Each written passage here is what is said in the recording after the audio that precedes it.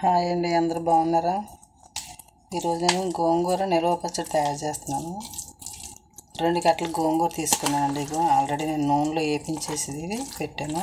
2 కట్టలు మనకి కట్ట 10 రూపాయలు దొరుకుతాయి కదండి, అవి 2 కట్టలది.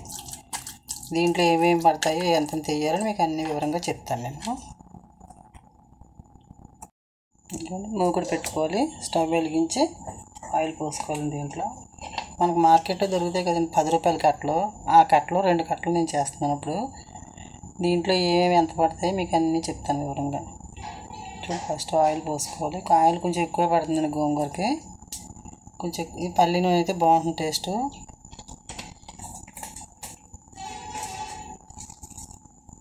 వేసుకున్న తర్వాత ఫస్ట్ వెల్లుల్లిపాయలు వేసుకోవాలి. ఇదిగోండి 2 పాయలు వేసాను నేను వెల్లుల్లిపాయలు, కొంచెం పెద్దవి 2 పాయలు.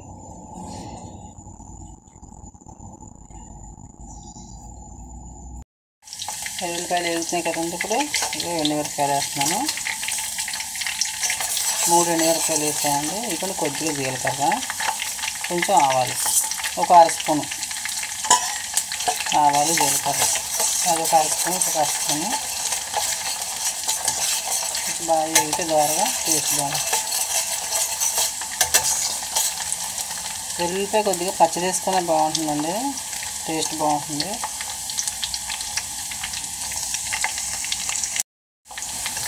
కాస్త కరివేపాకు 2 రెబ్బలు వేసాను.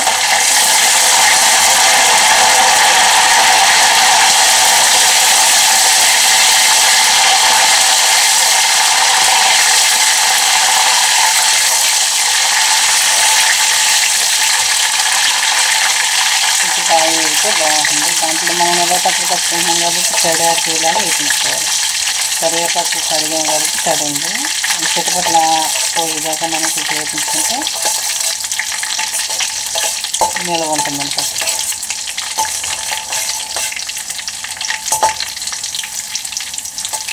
అయిపోయింది. వేయించండి. ఇప్పుడు మనం ఫస్ట్ రెడీ చేసి పెట్టుకున్నాం కదా 2 కట్టలు గోంగూర, ఇది దీంట్లో వేసేసుకోవాలి. ఇంకా చూడండి నేను వేసేస్తాను 2 కట్టలు. దీంట్లో కొంచెం ఉప్పు, కొద్దిగా నూనె, కొంచెం పసుపు వేసుకున్నాం. ఫస్ట్ వేపించి పెట్టుకోవాలి.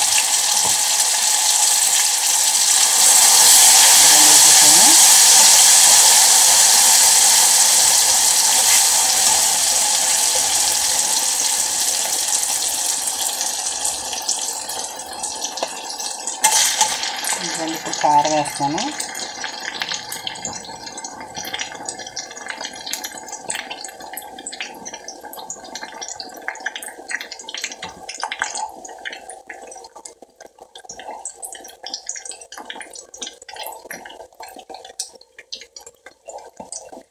ఎనిమిది స్పూన్లు వేసాను కారం, చూసారు కదా.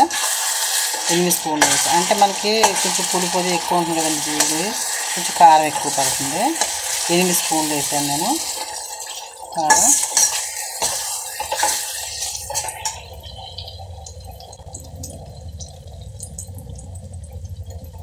సాల్ట్ దాంట్లో నేను వేసాను కదా ఆల్రెడీ, కొంచెం తగ్గించేసుకున్నాం. ఇదిగోండి 1 స్పూన్ వేస్తున్నాం. చూసుకుని మళ్ళీ వేసుకోవచ్చు మనం. కొద్దిగా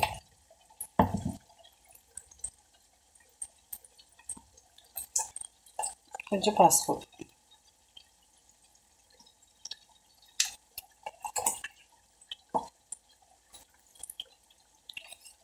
నేను చింతపండు గుజ్జు ఆల్రెడీ ఇది స్టవ్ మీద పెట్టి బాగా వేపించేసి ఉంచానండి. ఇదిగోండి గుజ్జు 2 స్పూన్లు చింతపండు గుజ్జు, ఏమీ లేకుండా ప్యూర్గా చేసేసి ఉంచుకోవాలి. అది దాంట్లో ఏం లేకుండా నిల్వ పచ్చడి కదా ఇది, ఇది గింజలు అలా ఏమి ఉండకూడదండి. ఇది 2 స్పూన్లు వేసే చింతపండు గుజ్జు, చూసారు కదా. ఇప్పుడు మనం బాగా కలిపేసుకోవాలి దీన్ని.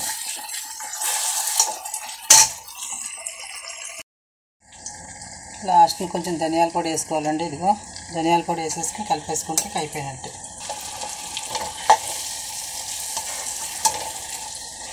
కొంచెం ధనియాలు, కొంచెం జీలకర్ర, అంటే 4 స్పూన్లు ధనియాలు, 1 స్పూన్ జీలకర్ర అయితే సరిపోతుంది.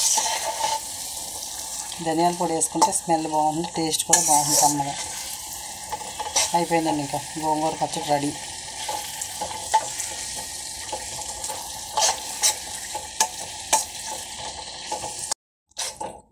బాగా కలిసిపోయింది చూడండి. స్టవ్ ఆఫ్ చేసేసాను.